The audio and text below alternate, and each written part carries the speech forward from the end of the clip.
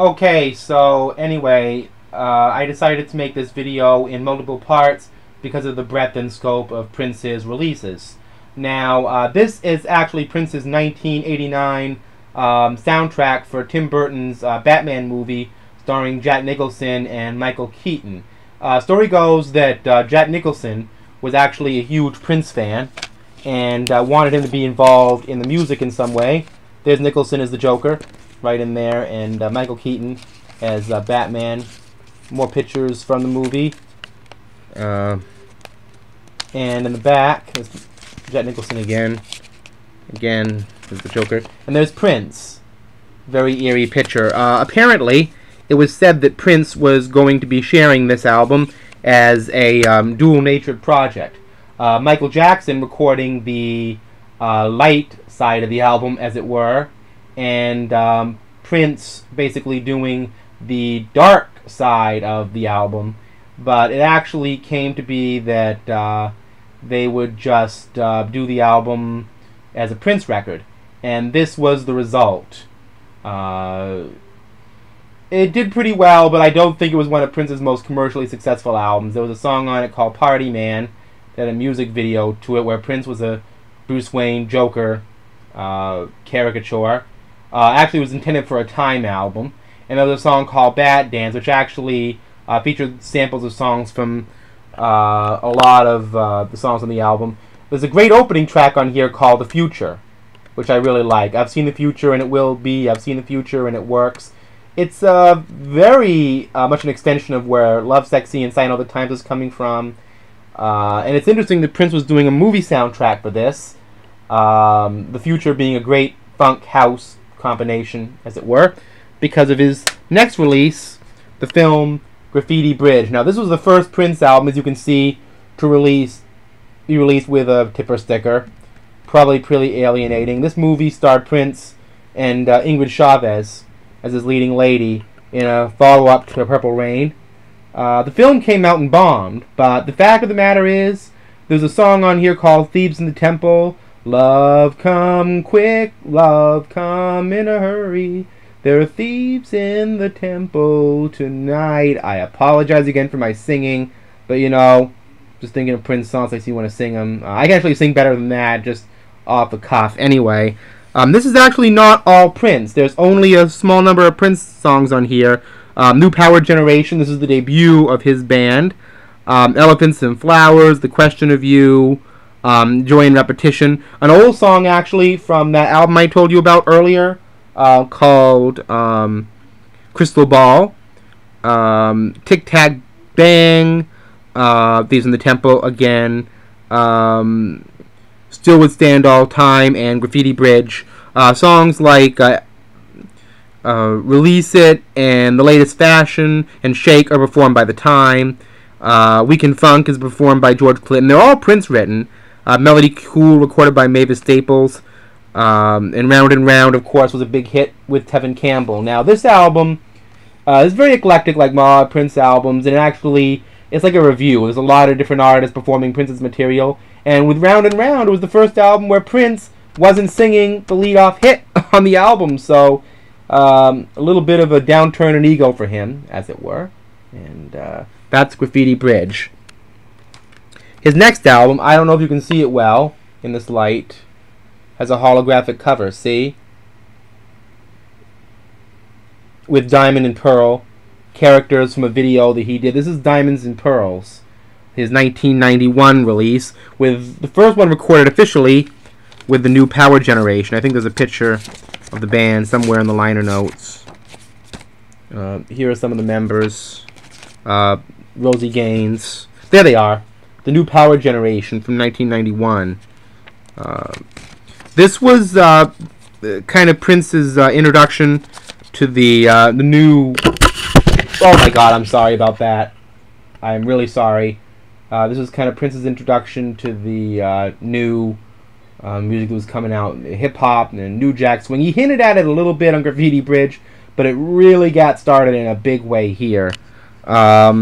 Diamonds and Pearls is a ballad. That's a pretty big hit for him. Cream, kind of a country rock song. Yeah, did pretty well. Get Off is very serious funk, hip hop, and Money Don't Matter Tonight is kind of a pop song. Spike Lee directed that video.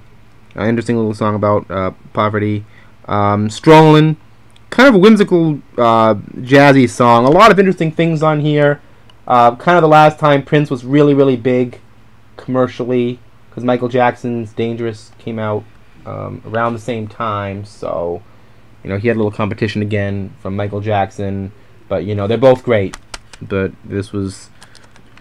things are changing a little bit for Prince. As a matter of fact, the next album would introduce, we all know this symbol very well, and we'll get into that a little bit later. This was around the time that Prince met Mate Garcia, who was a dancer for him, and as he said quite accurately, it would be his future wife. This Prince and the New Power Generation album, there's their picture inside. Very, very early 90s graphics. Looks actually like a Color Me Bad photograph, but it isn't. This is titled with this symbol. And in fact, if you lose this jewel case, this symbol is built into the artwork, so I've always taken care of this to keep the symbol. It's a pyramid on the back. This album has a great James Brown-inspired funk number in Sexy MF. He does techno on My Name is Prince. The Sacrifice of Victor is actually really, really strong funk too. The Max even. Kirstie Alley is present on this album. It's a concept record about Prince, I guess, trying to find the lost Princess of Cairo or what have you. But it's a rock soap opera. Kind of Prince's version of Tommy, I suppose, only with a very different concept. There were comic books released around this time. Prince using that pistol microphone, a gold pistol microphone. Now, the hits, the B-sides came after this, but after this, Prince began to become very discontented with Warner Brothers, his contract, and decided to never use the name Prince again, resulting in this album. See, it says 1958, 1993. The album is called Come, and that's supposedly his gravestone. Now, Prince, for his part, let's just say that this album is pretty underrated. The song Come is an elongated, kind of hip-hop funk jam. There's some really funky things on this album. Some really great cuts. Loose is very industrial. It kind of sounds like a Nine Inch Nails number in a lot of ways. But other songs such as Race and such are very funky. Generally, it's a very dark album. There's a lot of songs on here about child abuse and all that kind of business. But, generally it isn't a bad album. There's some good songs on it. But we'll have to be hearing from Prince for a while. He actually recorded the majority of this album a year earlier, but this was the beginning of the artist formerly known as Prince. He got a lot of flack for this. He had the word slave, in fact, on the side of his cheekbone. And I don't know if that shows up on the inside of his liner notes. Probably not. But if you have any publicity material from Prince at this time, you'll see that he has the word slave written on his shirt. His face, rather, I should say. And this is his first independently released album. And it has a song on it called The Most Beautiful Girl in the World. And it's actually not a bad album. But it's a little uneven, without being too judgmental. But that's something that happened to Prince and a lot of artists, I feel, in the 90s. A lot of the need to keep up with whatever was going on that was new. And what was going on that was new was changing all the time. A lot of confusion after this album. He put out this album called Chaos and Disorder. This is a very rock-oriented record and a very angry record. And as you can see, the front actually looks like a murder scene. And it's actually outtakes. And it was released on Warner Brothers in 1996. Prince, for his part, had just had a baby and released this 3-disc set, Emancipation. It was supposed to be his new sign of the times. It has a song on it that's really nice called Jam of the Year. He was writing songs for his child on the second disc, like Let's Have a Baby and things like that. But as a lot of material, Emancipation's a good song, but probably too much music for the mid-90s.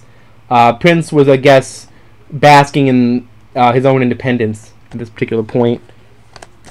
There's that slave I discussed. A lot of pictures of the inside of Paisley Park. You'd see a lot of those in future Prince albums. Generally speaking, he's not being as dark on this album as other ones. This is a very special release. Remember I mentioned Crystal Ball from 1986? This is not that album. Prince released a collection of rarities, actually mostly from the early 90s. With the exception of a few outtakes like The Ball and Crystal Ball, which made it onto here. But for the most part, it's 90s era outtakes and a few things featuring the time and whatnot. It's another 3-disc collection like Emancipation. I got mine at the erstwhile Tower Records in New York. Most places it came in a round jewel case, not in this fashion. That's why the liner notes are shaped the way they are. And there are the discs here, and the titles are inside that booklet. Now this is an album that Prince only released with this set, and it's called The Truth. It's mostly an acoustic set. I haven't listened to it in a while, but it's only made available through here. This is one of Prince's least common works, but one of my favorites, actually, I have to admit. This is Prince's next album, titled New Power Soul. Actually, it's still the artist formerly known as Prince, and actually credited to the New Power generation at this particular point. And it's a good album, but it was never really that popular. I don't think a lot of people paid attention to it who weren't really into Prince. But he came back in a pretty good way with Rave Unto the Joy Fantastic, again rescuing songs from his late 80s career. Rave Unto the Joy Fantastic, I believe, comes from the Crystal Ball era, again in the mid 80s. This album actually inspired a DVD, the Rave Unto the Joy Fantastic Live, featured people like Larry Graham. And this was the beginning of the modern Prince, as it were. And Prince closed out the 90s with another set called The Vault, Old Friends for Sale, featuring a lot of tunes from the mid-80s. Probably not the ones we all wanted to see, but She Spoke to Me, which is on the Girl 6 Town track. Most of this stuff dates from around 1985. So, basically, that ends Prince's musical discography in the 90s. And now we go on to the rebirth of the artist, now again known as Prince. See you next time.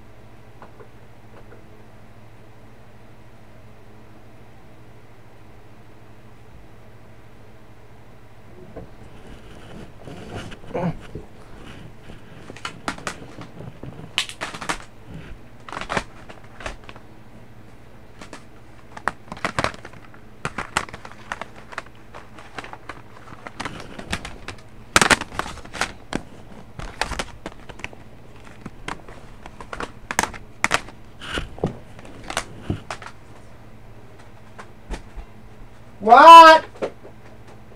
What?